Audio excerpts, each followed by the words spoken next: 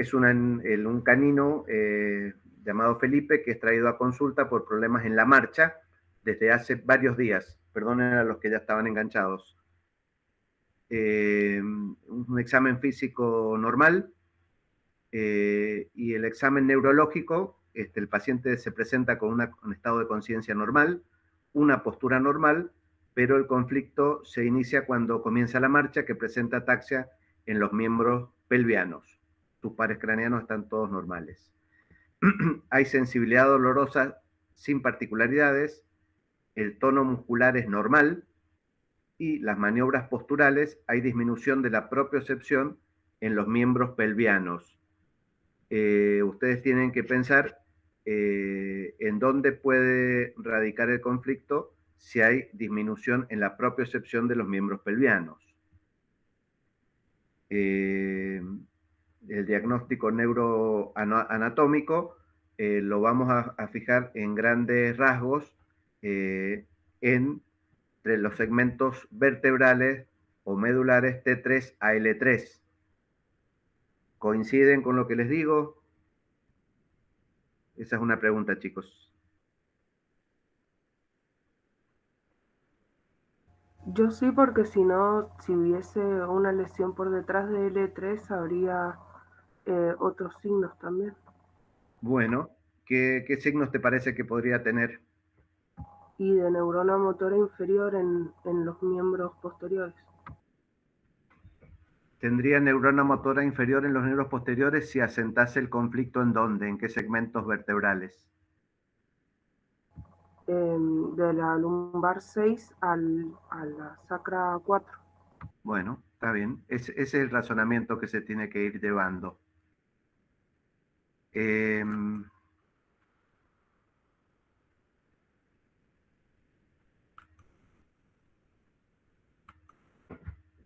el otro punto que tienen que fijar un diagnóstico diferencial, que el diagnóstico diferencial de una patología de este tipo puede ser, se los pongo acá, chicos, porque siempre cometen el error, se quedan sin diagnóstico diferencial, fuera del trauma o de alguna patología de disco, no se acuerdan de ningún otro diferencial y lo tienen que tener presente.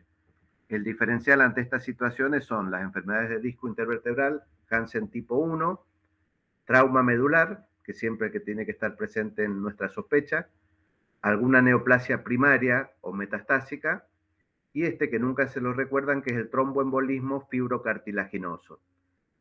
El tromboembolismo fibrocartilaginoso, léanlo porque es una patología que es muy difícil el diagnóstico a través de los métodos complementarios, pero recuerden que está presente. Obviamente que la coronita en todas estas patologías se la lleva el trauma medular o las hernias de disco, y en menor proporción las neoplasias o el tromboembolismo. El protocolo diagnóstico de estas patologías de columna, ustedes habían fijado que podría sentar el conflicto en T3 y L3, se empieza por una radiografía simple, lateral y ventrolateral, se puede pasar a una mielografía o resonancia o TAC y eventualmente el examen del líquido cefalorraquídeo. Lo que hacemos en el 90% de los casos es la radiografía, y si hay una posibilidad económica en nuestro medio pasamos a tomografía o eventualmente una mielografía si tenemos a mano los líquidos de contrastes para realizar las mielografías. La placa de este perrito mostró esa discospondilitis entre las vértebras torácicas y las primeras lumbares, y bueno, no arrojó más manejo que el manejo clínico, el manejo medicamentoso. ¿Han leído algo de la terapéutica de trauma medular o de conflictos de este tipo? Sí, dar antiinflamatorios y analgésicos. Y en Bueno, algunos casos miorrelajantes. ¿qué tipo de antiinflamatorios utilizarías? La dexametasona. Bueno, por eso quería que charláramos ese tema. Puede ser, Eh, depende si es a algún trauma agudo o pensamos que es algo crónico. bueno, miren, el tema es el siguiente, para que nos pongamos un poco de acuerdo. Todos los neurólogos fijan protocolos o fijan pautas de manejo médico para ponernos de acuerdo, tanto en lo que les dijo Sergio de las convulsiones, como lo que podemos hablar de los traumas medulares o las lesiones medulares. Ante fracturas de cuerpos vertebrales o traumas severos de columna, no están indicados los corticoides. Agravarían los conflictos de radicales libres o los conflictos hemorrágicos en el tejido medular. La única excepción sería el uso de la metilprednisolona previo a una cirugía inmediata de columna. ¿Me siguen hasta ahí? Lo menciono porque es un tema a tener en cuenta. Eso es muy distinto a la radiografía anterior, donde había una discoespondilitis, una espondiloartrosis, donde hay patologías crónicas que eventualmente podríamos utilizar los corticoides. Se usa mucho los dadores de metilo, de grupos metilo, como es la acetilcisteína o el complejo B. Pero tengan en cuenta lo que hablamos de los corticoides. Lo que siempre tenemos a mano en el consultorio es la dexametasona, pero ante traumas agudos de columna no ayudarían el, el pronóstico de esa lesión medular. ¿Estamos de acuerdo? ¿O tienen alguna duda con respecto a eso? ¿Cómo?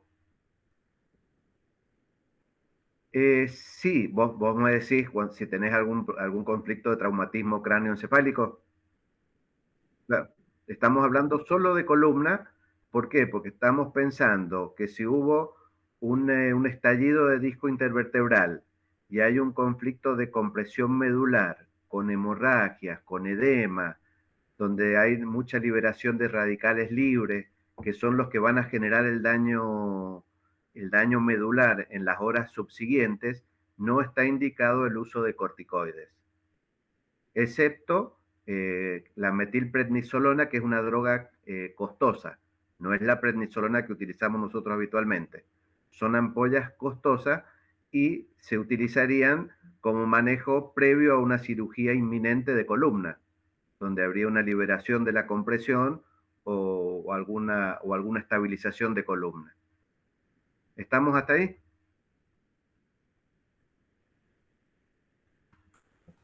Sí, pero, o sea, en los demás casos que no son de origen traumático, sí se usan los corticoides. Por ejemplo, en un pinzamiento lumbar, sí, ¿o no? Claro, escúchame lo siguiente, si es un pinzamiento lumbar, como es un tema un poco más folclórico, el pinzamiento, si estamos hablando de una protrusión, una extrusión de disco, que pensás que estás generando edema y estás generando una posible hemorragia en el tejido medular, no te va a ayudar el uso del corticoide. ¿Estamos? Eso es Sí, lo que se sabe hasta ahora. Ustedes lo tenían como un uso muy frecuente, el uso del corticoide.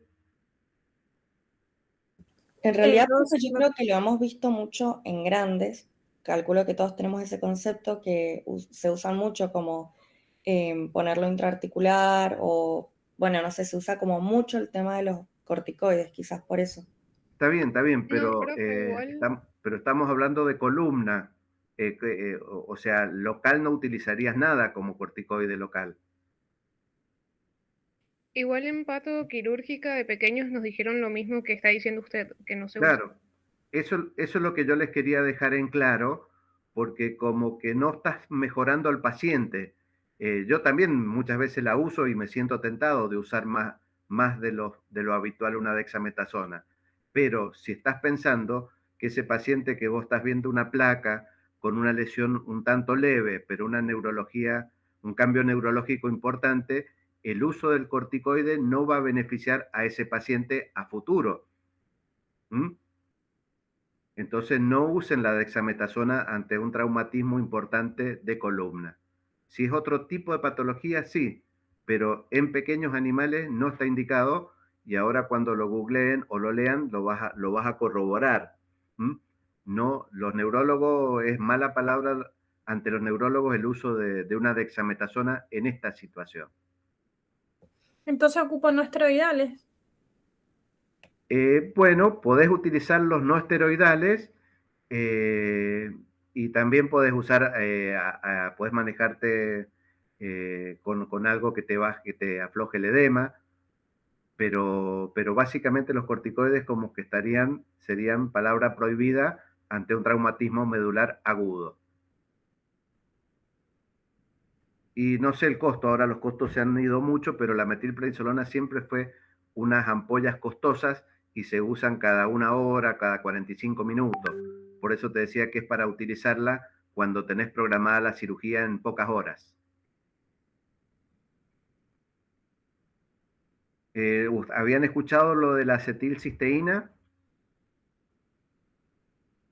Yo sí, pero la verdad que a mí me cuesta mucho acordarme el tema de los tratamientos.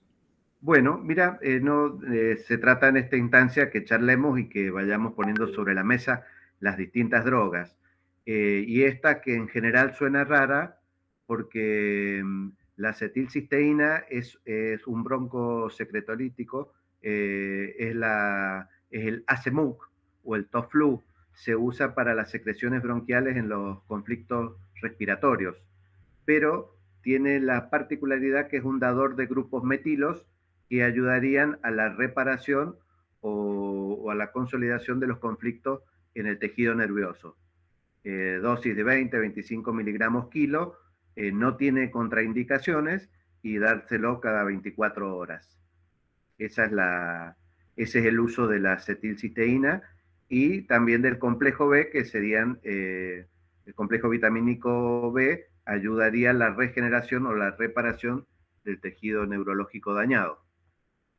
Profe, perdón, ¿puede repetir la dosis de la metilcisteína? Sí, de 20 a 25 miligramos kilo. Gracias. Viene en un polvito efervescente, o viene un jarabe a reconstituir, o viene en cápsulas y comprimidos. ACEMUC es el nombre comercial, no está en veterinaria, es de uso humano. Ah, eso iba a preguntar. ¿Cómo viene? ¿En qué nombre? ACEMUC lo usan muchísimo los viejitos o se usan con los niños con problemas respiratorios y es la N-acetilcisteína. De mucho tiempo a esta parte se viene utilizando. Bueno, suena raro.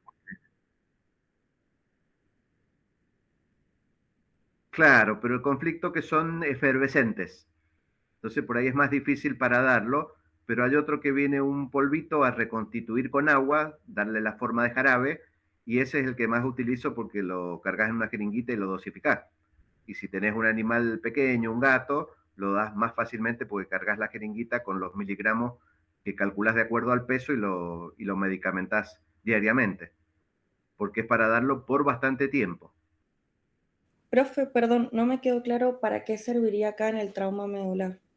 Bueno, porque vos tuviste el trauma medular, se va a resolver solo o se va a resolver ante una cirugía, ante una hemilaminectomía, una laminectomía o una extracción del núcleo discal que hizo este conflicto y no tenés nada más para hacer, porque se va a reparar, la cicatrización va a ocurrir por los mecanismos de reparación del tejido nervioso.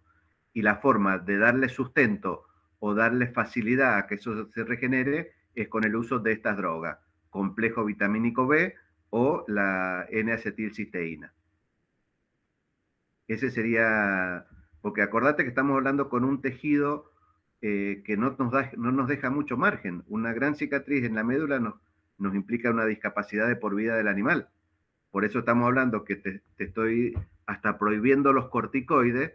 Ponete en el lugar del conflicto que ves en una columna, en una médula espinal que ha estado comprimida por el propio canal medular. O sea, serviría como desinflamatorio, por así decirlo. No tanto, no tiene un efecto antiinflamatorio, tiene un efecto de reparación del daño que se produjo en esa zona. Ah, bien. ¿Mm? ¿Lo acompañamos con AINES, como dijo Mae, creo? ¿O no? Sí, el AINES hace una función antiinflamatoria más leve y actuaría como analgésico. pero básicamente los traumatismos medulares los manejamos con inmovilización, con la actuación rápida de una posible cirugía o con estas drogas de reparación o de sostén que hacen un efecto con los días venideros, no actúan en el momento del traumatismo. ¿Y el uso de tramadol? Sí, no hay ningún conflicto con el tramadol. Lo que sí no tiene un efecto tan importante. Siempre lo combinamos con AINES, pero lo puedes utilizar sin problema el tramadol. Sería las drogas de las que yo no he escuchado que tengamos mucho problema. ¿Seguimos con el otro caso? Son de lo mismo, así que podemos retomar de hablar del tratamiento. ¿Y de los AINES cuál elegiría? De los AINES, el que yo utilizo es el Robecoxib o el carprofeno.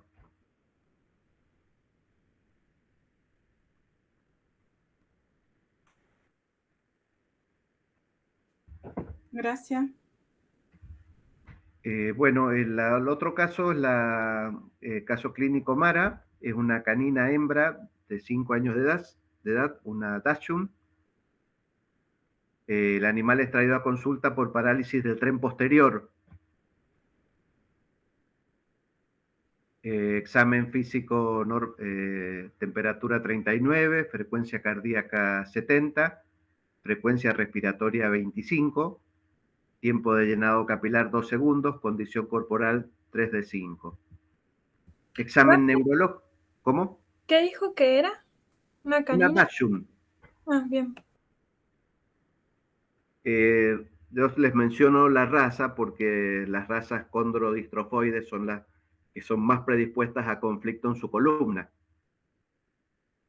El estado de la conciencia es normal, lo cual nos está hablando que el conflicto viene del cerebro medio hacia caudal, los nervios craneanos sin particularidades, reflejos medulares normales y el conflicto viene en las maniobras posturales, que hay pérdida de la propiocepción en los miembros pelvianos.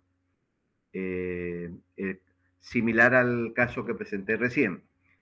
La marcha y la postura hay incapacidad para sostenerse. Entonces, este paciente se sigue con el examen neurológico, el tono muscular es normal, la sensibilidad dolorosa es normal y hay un foco de hiperreactividad entre la T13 y la L1. Es lo que siempre buscamos cuando hacemos compresión en la columna, a ver si hay un punto de dolor. Entonces, ese punto de hiperreactividad o de dolor en T13-L1 indicaría que la lesión está por esa zona. Sospechamos que el diagnóstico neuroanatómico sugiere que hay una alteración medular a nivel de T13 y L3. El dolor entre T13 y L1 sugiere un trastorno focal en ese lugar. Diagnóstico diferencial. ¿Puede volver a la diapositiva anterior? Sí, lo que ustedes necesiten.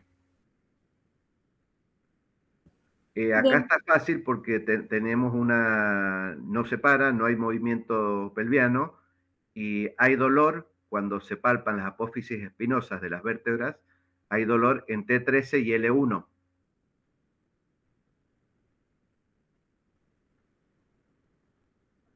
¿Y por qué dice L3 arriba? No, ¿Cómo? no entiendo por qué la alteración estaría más adelante de la L1 si el foco doloroso está anterior por el tema de la salida de los nervios.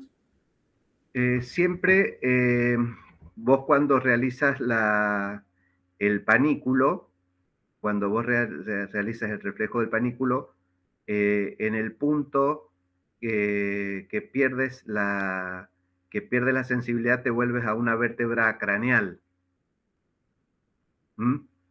Entonces, acá cuando vos palpas una vértebra, es muy probable que el conflicto esté justo en la vértebra que estás palpando.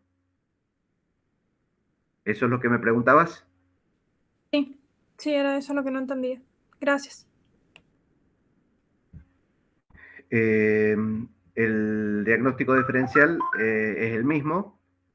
porque estamos hablando de procesos agudos, una enfermedad de disco tipo Hansen 1, traumatismo medular, neoplasia primaria o metastásica, tromboembolismo u osteomielitis. La discoespondilitis, ¿en qué enfermedad bacteriana la puedes encontrar? ¿Bruselas? Brucelosis. Exactamente, exactamente. Lo que se tiende a encontrar cuando es un caso de Brucella canis, son discoespondilitis, pero puntuales, no de varias vértebras, sino en un solo segmento vertebral. Y bueno, y ahí debes generar el diagnóstico de Brucella. ¿Mm? Fundamentalmente el hemocultivo para confirmarla y hacer el tratamiento específico.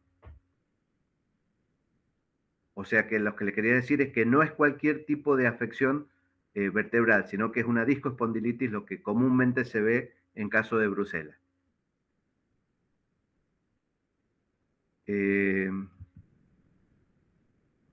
Bueno, el método diagnóstico es lo que habíamos mencionado en el anterior. Radiografía simple, láteros laterales y ventrodorsal, y eventualmente tomografía o mielografía para el diagnóstico de certeza del lugar y la posible derivación a cirugía. Acá es otro perrito, un mestizo, que el animal no puede caminar.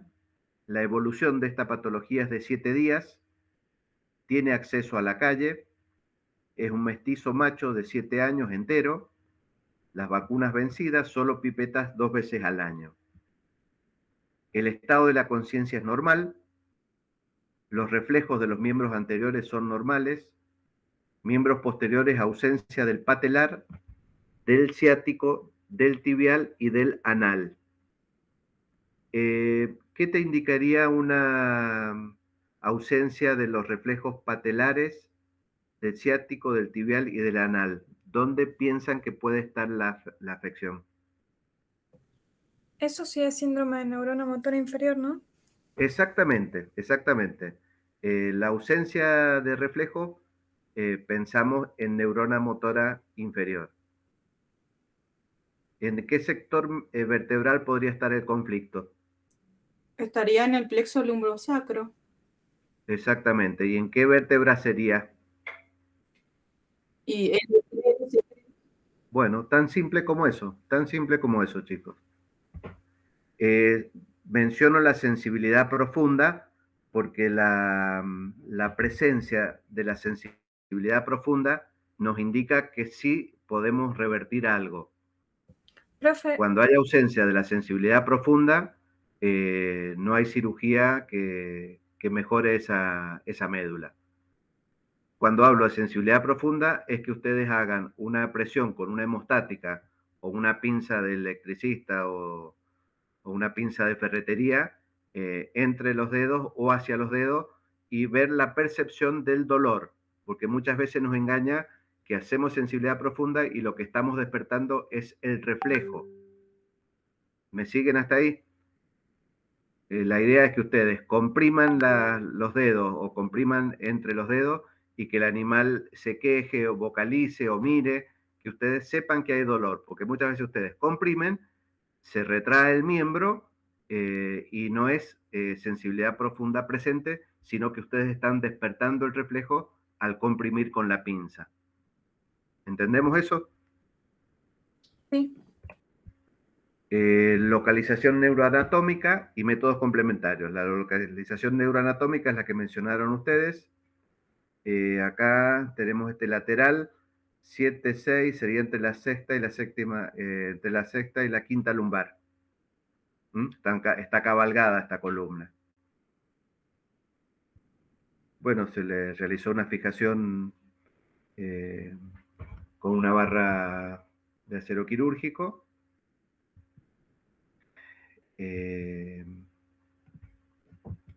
Tuvo que ir a cirugía. Después les voy a poner un par de videitos en la plataforma para que ustedes lo vean, que es más que evidente porque van a tener el vendaje en la zona donde fueron intervenidos o la zona que se necesitó inmovilizar, pero va a venir bien porque les viene bien a ustedes para que vayan haciendo el ojo relacionando las posibles patologías en la columna y el desplazamiento. Sí, sí o sí son traumatismos. Cuando hay una vértebra fuera de lugar, sí o sí un traumatismo. Es también lo más fácil de diagnosticar ante los métodos radiográficos simples.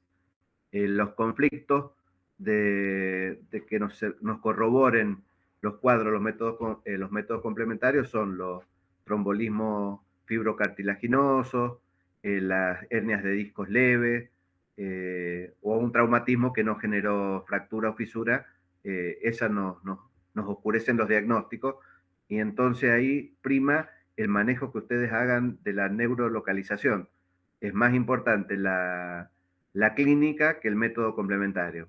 Y si no, ya cuando pasas a resonancia o tomografía, que sí te puede corroborar más un conflicto en la columna. El otro caso, el animal presenta incapacidad, caso clínico Sofía, el animal presenta incapacidad para caminar.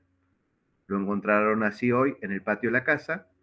El estado de la conciencia es normal, volvemos a lo mismo, que si el estado de la conciencia es normal, el conflicto viene del cerebro medio hacia caudal.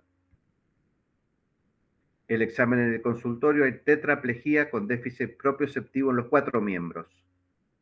Los reflejos espinales, hay hiporreflexia en los miembros anteriores, normorreflexia en los miembros posteriores. Presencia de dolor profundo en los 4 miembros, dolor superficial disminuido en el miembro anterior izquierdo. El examen neurológico, la neurolocalización es a nivel cervical, sospechándose de una lesión en esa zona. El diagnóstico es por medio de una tomografía computada que se observa compatibilidad con luxofractura en el cuerpo vertebral C2, C1. Escúchenme, este cuadro que tengo acá figura en la bibliografía que yo les puse, que les recomiendo que es de la que estudien. Es chiquitita, es cortita, memorícenla, y te pone los 6 síndromes que podemos encontrar en los conflictos de columna. El síndrome cervical, el cérvico-torácico, el tóraco-lumbar, el síndrome lumbosacro, el síndrome medular multifocal, que es el más complicado porque serían múltiples afecciones en la columna, y el Chips-Sherrington, que ustedes es el que han visto en semiología. Cada uno de estos síndromes, que son en los que a ustedes les pueden llevar un paciente con conflicto en la columna, van a presentar estas alteraciones. Un síndrome cervical es esperar que encuentres fallas propioceptivas en los miembros posteriores o en los 4 miembros, que hayan espasmos o dolor cervical o rigidez de los músculos del cuello. Los animales afectados pueden resistirse a las maniobras de extensión o flexión del cuello. Hay deficiencias en la reacción postural de los miembros posteriores o en los 4 miembros. Esto no lo anoten porque lo tienen en el material que le pusimos en la plataforma. El síndrome cérvico-torácico, que también sería uno de los más frecuentes. Diga. Sí.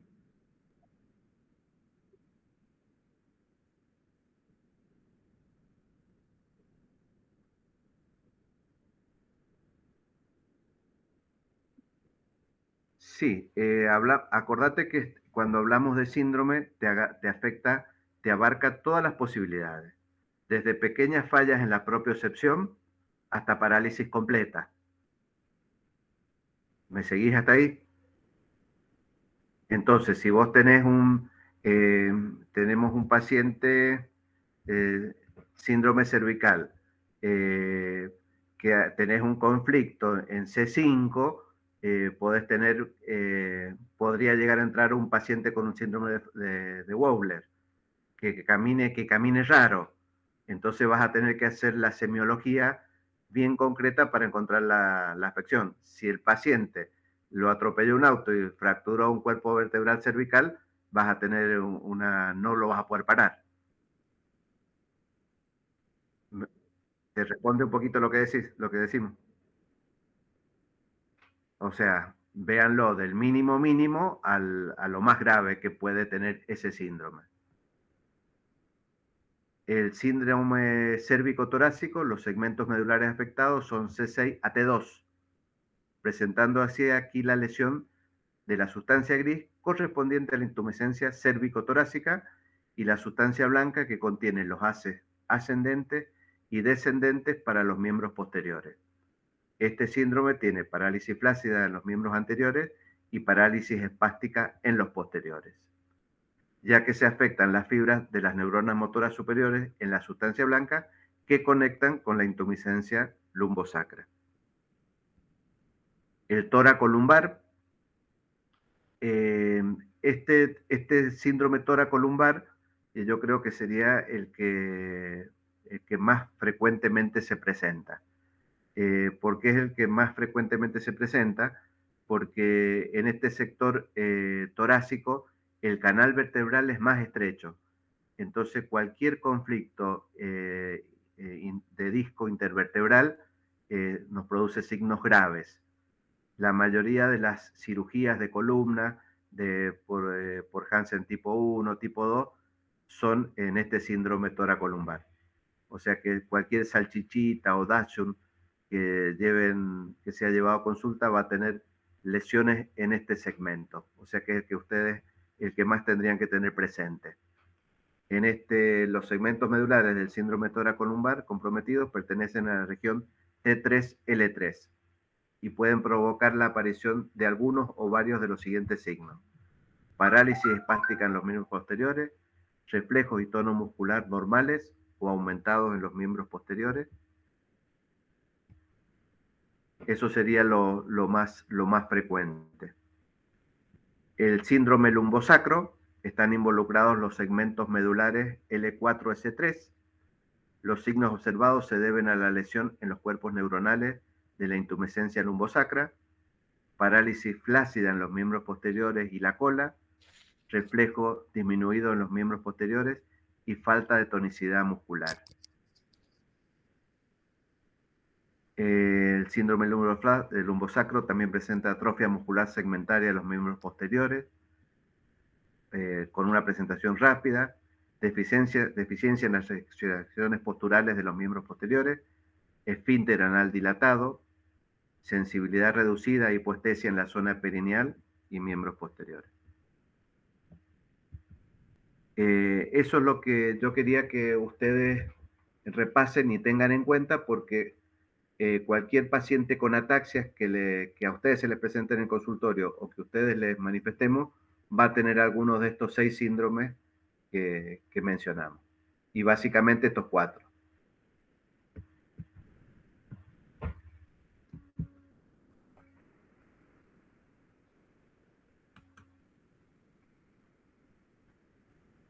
Entonces, repasen semiología. Les voy a poner algunos videitos para que les ayuden, para que vayan haciendo un poco el ojo. Las ataxias es medio como les pasa en grandes cuando les muestran a algún animal claudicar. La ventaja que tenemos acá, que ustedes haciendo una semiología en el perro es más fácil de buscar la propiocepción, la sensibilidad profunda. Ustedes ven que en general no hablamos de sensibilidad superficial y ocurre que no nos dan muchos datos útiles en estos cuadros. Entonces, sí o sí, propiocepción, consciente e inconsciente, sensibilidad profunda y los reflejos miotáticos. Y como primer paso, antes de revisarlo, como siempre hablábamos la primera sin tocar, es evaluar el estado de conciencia. Que no nos estemos comiendo un conflicto intracraneal y estemos pensando que está todo relacionado en la médula espinal. ¿Estamos? Cuéntenme si tienen alguna duda o que... Profe, ¿el libro que recomendó es ese de Cani Félix, que está subido a la plataforma? Sí, es un apuntecito. Bueno, yo soy consciente de que esto hay que tratar de hacerlo fácil y no difícil. Yo creo que ustedes deben tener unas herramientas concretas. Concreto en lo que les dijo Sergio con respecto a a convulsiones, no rebusquen, busquen lo simple y lo concreto. 3, 4 drogas útiles y manejables por ustedes, que ustedes las puedan defender ante un examen, ante un parcial o ante un examen final. Y en las ataxias, estos síndromes que yo les pasé, y con las herramientas que ustedes tienen y manejan. Reacciones posturales, estado de conciencia, reflejo miotático, que son 4 o 5 cosas. ¿Estamos? Entonces, y el otro punto importante es, ustedes al andar, cuando tomen experiencia, hablen con distintos colegas, van a ir utilizando otras drogas, no me cabe la menor duda. Pero yo necesito que ustedes arranquen con una base, porque si no esto es como interminable y ustedes te presentan un caso totalmente simple y no saben encontrarle la punta del hilo al ovillo. Entonces yo necesito que ustedes tengan pocos elementos pero concretos. Si el día de mañana se enfrentan con un síndrome medular multifocal de los raros, que hay una neoplasia que está comprimiendo levemente y un día comprime y otro día no, bueno, nos vamos a volver locos cualquiera. Pero yo lo que necesito es que ustedes tengan esto, una Hansen tipo 1, un traumatismo, algo concreto que ustedes puedan pedir un método complementario que te oriente en el diagnóstico neuroanatómico. Porque si no tenemos diagnóstico neuroanatómico, no tenemos nada. A vos te llega un paciente a control y bueno, y si no localizaste, no sabes qué inmovilizar, no sabes cuánto presionar al propietario para que actúe rápido. Porque si vos convences al propietario y ves que lo puedes inmovilizar un poco y mandarlo a un cirujano experimentado en columna, le estás salvando el futuro de ambulación de ese paciente. Pues si ese paciente pasan las horas, le pones una dexametasona, no lo inmovilizas bien, va a la casa y después quieren hacer algo, ya todo es más difícil. Ese es el conflicto con los problemas en la columna. No tienes margen y las cosas que haces en el momento cero repercuten en una recuperación muy lenta o en la no recuperación. Pues todos estamos tentados a que está el paciente de clavarle unos centímetros de dexametasona. Y quizás a lo mejor lo oxigenás y lo inmovilizás y le alivias el dolor y haces mucho más que si le pusieras un corticoide. Te lo va a agradecer el cirujano. Porque recuerden que en estos problemas, en estos conflictos de columna, más allá de inmovilizar o de hacer cirugía, no tenemos muchos más elementos. Lamentablemente es así, no tenemos margen. Cuéntenme qué otra duda tienen.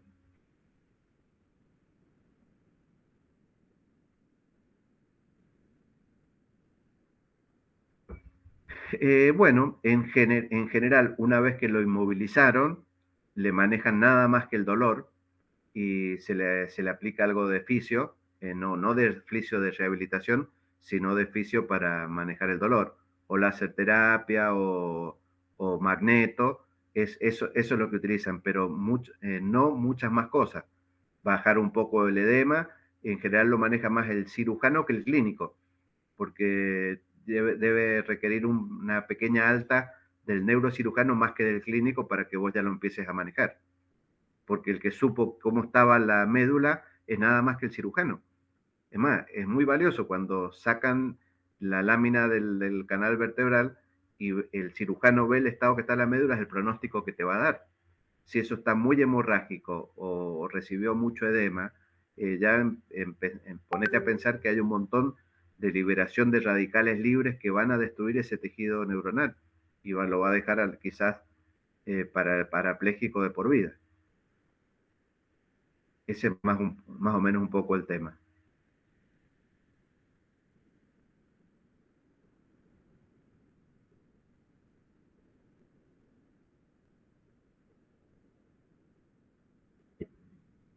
Mira, no es que tratemos de más o menos de ir poniendo las cosas en su lugar.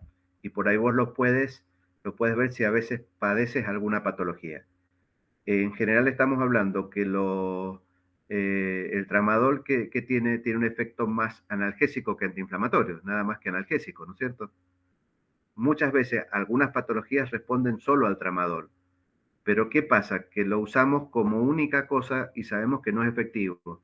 Entonces un paciente que lo atropella un auto que hiciste una cirugía, el tramadol solo no te va a alcanzar. Entonces, se ve que la combinación con distintos AINES como que potencia la efectividad. A eso nos referimos, no es que no sirvan las cosas utilizarlas solas, sino que tratemos de ponerlas en su lugar y para qué tipo de patología. Si lo agarró un camión y vos le das unas gotitas de tramadol, todos te van a mirar y decir, che, esto es insuficiente. No sé si queda claro lo...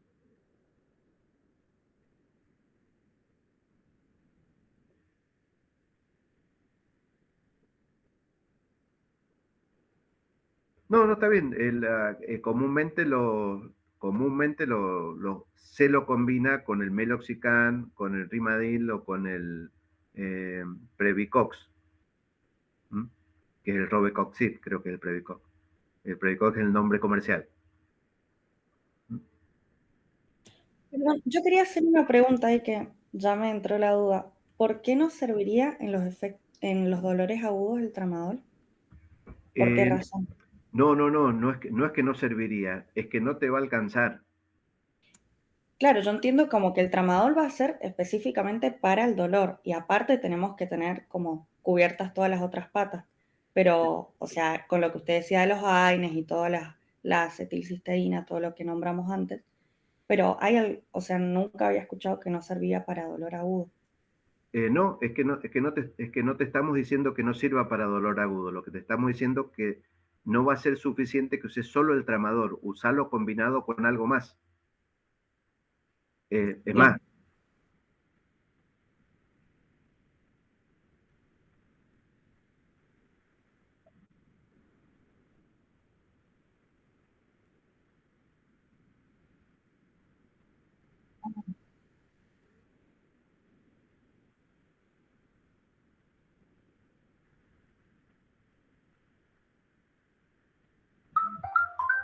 mira, a ver, para que nos pongamos en su lugar, yo opero habitualmente, hago castraciones y lo uso, pero le agrego siempre algún otro AINE.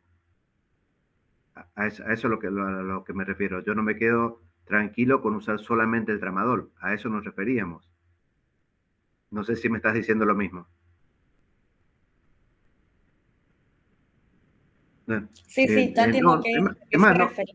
yo creo que lo que Entiendo. estamos hablando no hay conflictos excepto el uso de la dexametasona. En lo demás estamos todos de acuerdo. Lo que pasa es que, bueno, estamos hablando un poco en el aire porque no tenemos el paciente enfrente. Entonces caíamos en lo mismo. Si vos te entregan un paciente que ha tenido un traumatismo importante de columna y le haces solo un tramadol, obviamente que no va a ser suficiente. Y yo creo que vos misma te vas a dar cuenta. No es que yo haya dicho de que no sirve el tramadol. A lo largo de los años, uno lo ha estado viendo porque siempre nos manejamos con elementos más rudimentarios para la analgesia. Además, ignorábamos mucho la analgesia en los más viejos, pero era por un defecto de formación. Lo que pasa es que empiezan a aparecer modas y nos casamos con algunos AINES, con algunos analgésicos, y bueno, yo creo que lo importante es irlos utilizando, irlos combinando e irles sacando el jugo, porque hay algunos que andan muy bien. Yo a veces he tenido dolores importantes y me he tomado un tramadol y anda fantástico. Anda muchísimo mejor que, que otros AINES. Y he tomado un tramadol, ¿viste? Y vos decías, esto no me va a hacer nada. Entonces, quizás el reflejo, el efecto mío relajante o el efecto opiáceo ayuda mucho más que otras cosas. Entonces, la recomendación es utilizarlo en forma polimodal, combinación de drogas. Y sobre todo, uno siempre trata de utilizarlo mejor y pensar en el futuro. O si este animal va a ir a cirugía, va a tener varios días de droga. Entonces ahí es donde te tenés que sentar y planificar con qué lo vas a manejar. ¿Mm? ¿Qué otra duda tienen, chicos?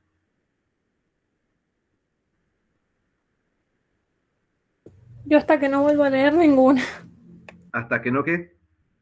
No vuelvo a leer todo, ninguna. Bueno, pero no importa, no importa porque lo que yo te lo he tratado de simplificar a través de los tiempos, no solo en mi situación, sino lo que yo veo en ustedes. Yo veo que por ahí les damos mucho material los agobiaba un poco y no avanzaban. Entonces yo estaba en una postura que te doy algo más concreto, que lo puedas memorizar.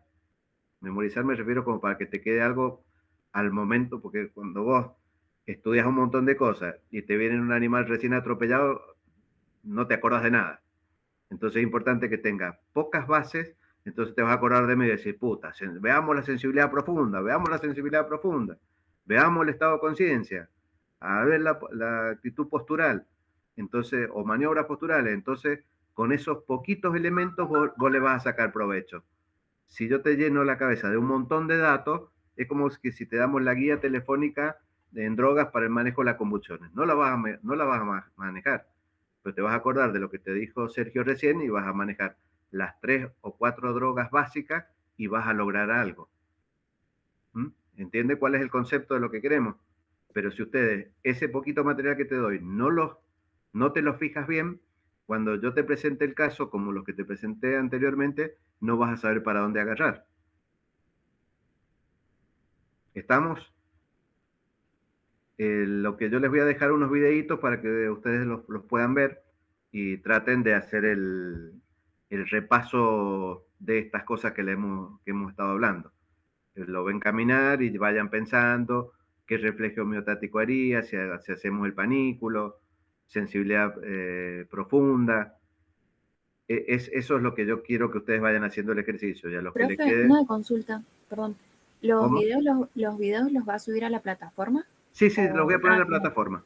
Listo, gracias. Los voy a poner en la plataforma. No, los quería pasar ahora, pero no sé por qué no me los lee la máquina, no me lee el pendrive. Era para que... Lo simple, no es nada, no les quiero estar mostrando nada del otro mundo. Les quiero mostrar los conflictos cérvico-torácicos, los conflictos toracolumbares, esas poquitas cosas, pero que son las que sé que les van a servir. Porque acuérdense que uno se hace un mundo, pero en general la clínica diaria transcurre un poco en las estadísticas. Tenemos el paciente traumatizado, el gato que se cayó del techo, ya sabemos dónde va a estar el conflicto. Las hernias de disco, ya también vamos a presumir dónde está el conflicto. Pasa que, bueno, eso ustedes lo van a ir adquiriendo a través del tiempo, no lo van a adquirir rápidamente. Pero bueno, yo necesito que ustedes estudien este poquito material que te dejo para que puedan actuar ante un paciente en la camilla. Entonces, los que les falte todavía pasar por la UPB, a lo mejor tenemos chance de hacer un examen neurológico con un paciente que tenga problema y bueno, y avanzaremos con eso. Genial, profe. Bueno, ¿alguna otra pregunta más? No, por ahora no. Bueno, entonces nos veremos con los que están cursando en la UPB y nosotros tenemos el último teórico, que es la última semana de octubre, zoonosis y vacunación. Ahí nos volvemos a ver con ustedes. Perfecto, profe, gracias. Genial, gracias. Nos vemos, Bueno, chicas. Hasta luego. gracias. Nos vemos, Chau, muchas chis. gracias. Chao. Ahora.